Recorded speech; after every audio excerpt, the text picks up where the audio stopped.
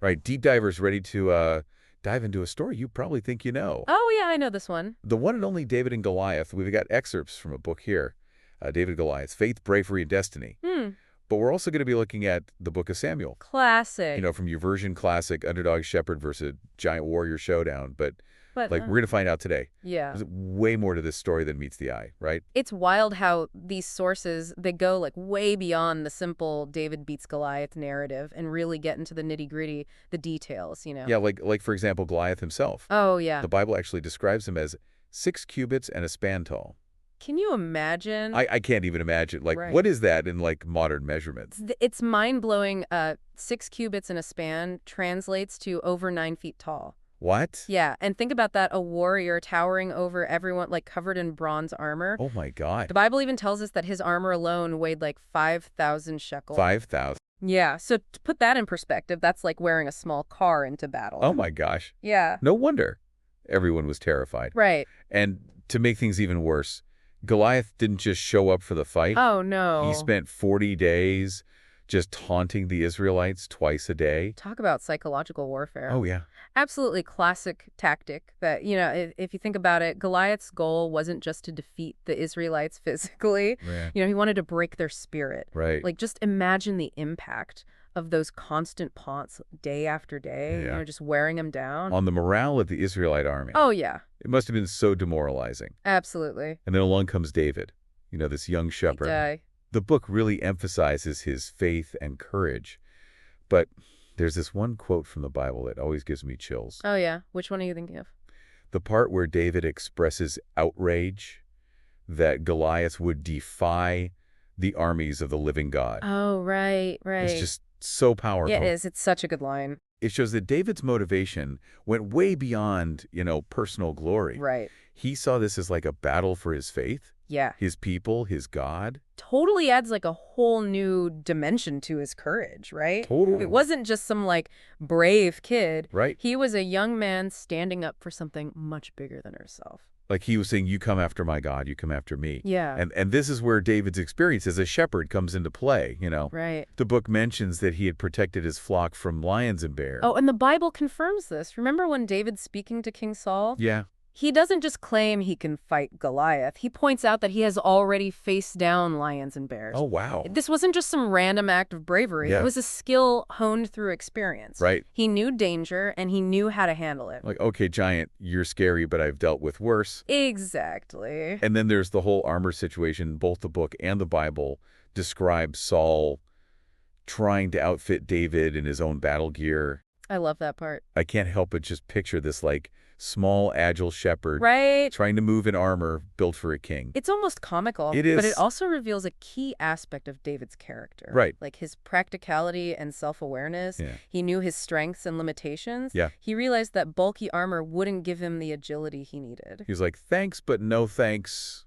I'll stick with what I know. Exactly. And so he goes with his sling, and, most people probably think of a sling as like a kid's toy. Right, but we shouldn't underestimate the sling as a weapon. Oh, really? Oh, yeah. In ancient warfare, slings were serious business. They could launch projectiles with incredible force and accuracy. And remember, David didn't just grab any rocks. He chose 5 smooth stones. Oh, that's right. Yeah. This wasn't just some random waste-minute decision. No. He was thinking strategically. He was planning ahead. Exactly. It suggests like a level of premeditation and tactical awareness that's often overlooked in the more simplistic versions of this story. Right. Yeah.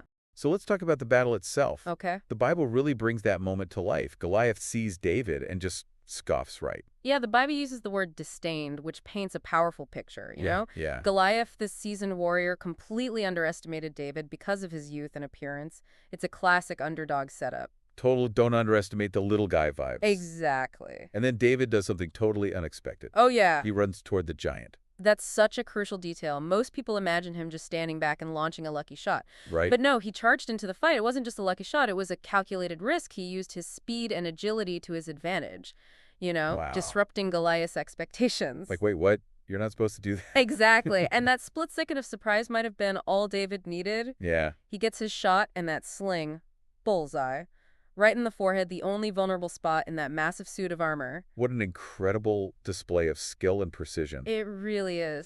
But as we know, the story doesn't end there. Right. The aftermath of the battle is just as fascinating as the battle itself. Yeah. David's hailed as a hero, and the book does a great job of exploring, like, all the complexities that come with sudden fame and success. Because it's not all parades and celebrations, right? No, There's a no. lot of jealousy and intrigue that unfolds. Exactly.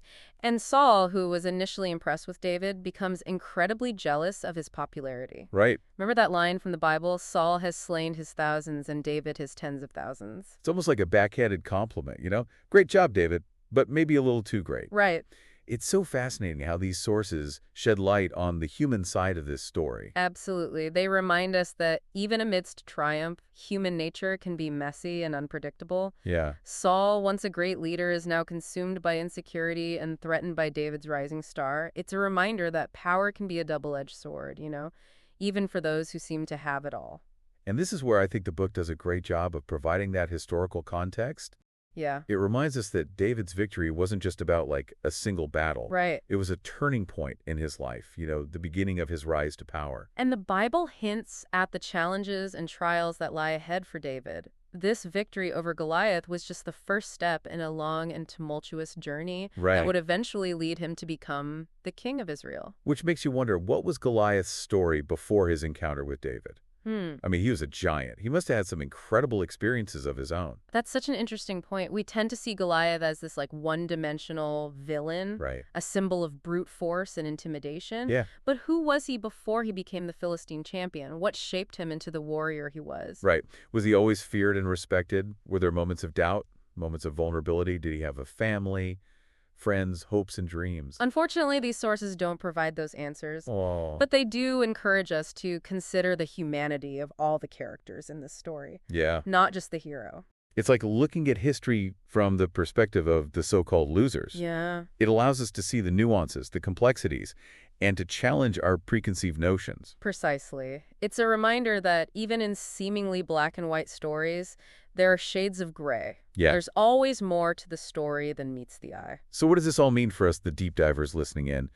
Why did we care about this ancient tale of a shepherd and a giant? I think this story, with its layers of faith, courage, strategy, and human fallibility, speaks to something universal within us. Okay. We all face our own Goliaths in life, Yeah. Challenges that seem insurmountable, fears that threaten to paralyze us. Absolutely. Those moments when you feel like the underdog facing impossible odds. Yeah. Whether it's a difficult decision, a creative block, a health issue, or just like the everyday anxieties that weigh us down. We all have our battles to fight. Yeah. And sometimes those battles feel as daunting as facing a 9-foot-tall giant. Right. But what David's story shows us is that courage isn't the absence of fear. It's acting despite the fear. Yeah. It's about having faith in ourselves, in our abilities, and maybe even in something bigger than ourselves. I love that. It's like looking at your 5 smooth stones, your skills, your resources, your support systems, and saying, okay, I might not have all the answers, Right. but I'm going to use what I have to the best of my ability. And it's about understanding that victory doesn't always come in the way we expect. Yeah. It might be messy, it might be unconventional, but if we're strategic, if we're resourceful, if we don't give up, we might just surprise ourselves. And maybe even slay a few giants along the way. But it's important to remember, as we saw with Saul's jealousy, the story doesn't end with the battle. Oh, no. We have to be prepared for the aftermath, for the envy, the challenges, the unexpected consequences that success can bring. Right. Even David, after his triumphant victory, had to navigate a whole new set of obstacles. Fame and power can change people, and not always for the better. Yeah. It's a reminder to stay grounded, to remember our values, even when the world is singing our praises. This deep dive is reminding me that there's so much wisdom packed into these ancient tales. Oh, yeah. It's easy to dismiss them as just stories, but they offer valuable lessons for how to live our lives today. It's really amazing how a story we think we know so well can still teach us so much. Absolutely. But before we wrap up this whole deep dive, I'm curious about something. Okay, shoot. We've talked a lot about David and Goliath, but what about the Philistines themselves? They're often just portrayed as the antagonists, the bad guys in this whole story. It's easy to fall into that trap of, oversimplification, Right. good guys versus bad guys. But History is rarely that black and white. Right. Like you said earlier, everyone has a story.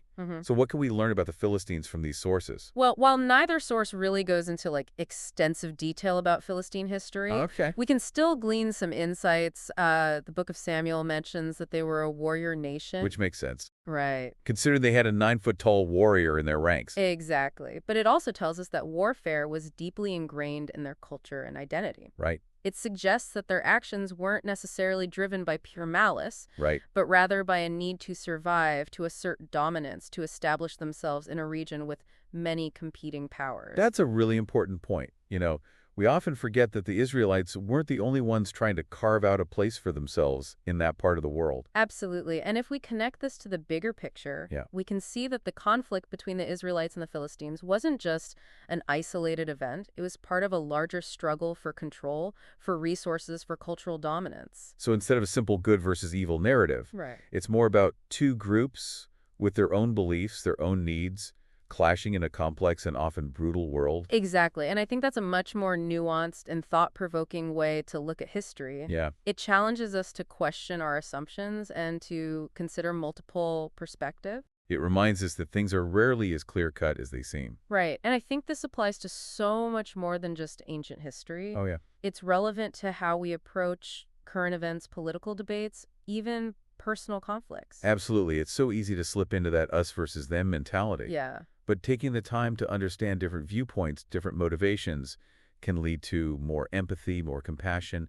and ultimately more productive conversations. So the next time you come across a story with seemingly clear-cut heroes and villains, I encourage you to dig a little deeper look for the complexities, the nuances, the untold stories that might be lurking beneath the surface. Because as we've learned from David, Goliath, and the Philistines, there's always more to discover. It's the beauty of a deep dive. You never know what you might find when you start peeling back those layers. Well said.